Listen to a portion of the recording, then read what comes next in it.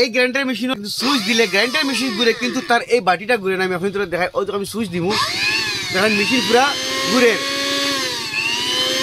কিন্তু তার এই চাক্কা বিলকুল ঘুরে না। কিন্তু এই না ঘুরে কারণ এটা আমরার দোষে, আমরা মামুলিক একটা গলতি করিলে গ্রাইন্ডার মেশিনের মাঝে, যার কারণে এই বেমারটা প্রায় আমার কাছে আয়।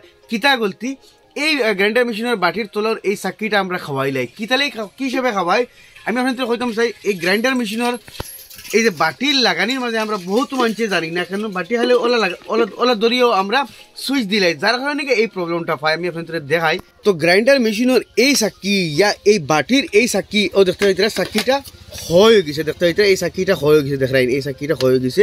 তো সেই আপনার এইটাও চাক্কি হয়ে গেছে। তো এই চাক্কি হইবার কারণ হইল গিয়া মেশিনের মাঝে এই দেখতে হইতে হামাইয়া ওবালে গ্যাপ আছে, সেই ওবাদি হামাইয়া ওবাদি গ্যাপ আছে।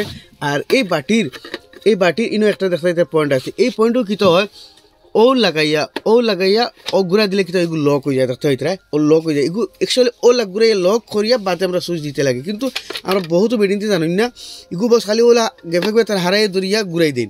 আর ঘুরাই দেওয়ার ফলে কি তো হয়, এগুলো বাই চান্স যদি ঘুরা অবস্থাত খালি 1 সেকেন্ডর লাগি যদি তোলা উফরে দিয়ে উঠি যায়, 1 সেকেন্ড যদি ঘুরি যায়, 1 সেকেন্ড এগুলো 100 উপরে মানে 100 উপরে বার ঘুরে এক ঘুরায় এগু কি তো আগু খাইলে আর এগু আগু খাইলে এগু যেন খাইতে হইলে আপনার ইলে 10 বার 15 বার মানে ঘুরা লাগে না।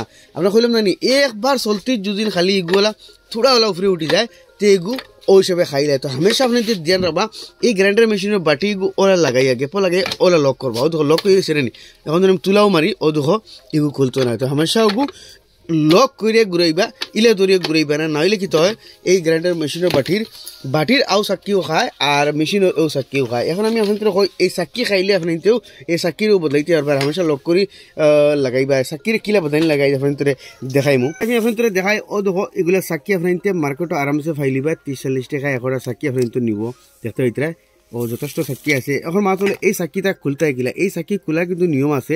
এই চাক্কি নর্মাল চাক্কির লেখান মানে থ্রেড নাই আরি, তো এটার আমরা ব্লেডের মাঝে ওই হিসাবে ধরমু, কাপড় এখান দিয়ে ব্লেডের মাঝে ধরমু, যেহেতু ব্লেড ধার ধরে এই যেটা চাক্কি আছে এটারে আমরা ডাইনি দি ঘুরাইম। ইয়ে দেখবা গ্রাইন্ডার মেশিনের বাটির চাক্কি হোক ইয়া মেশিনের চাক্কি হোক, এইটার থ্রেড হামেশা উল্টা থাকে।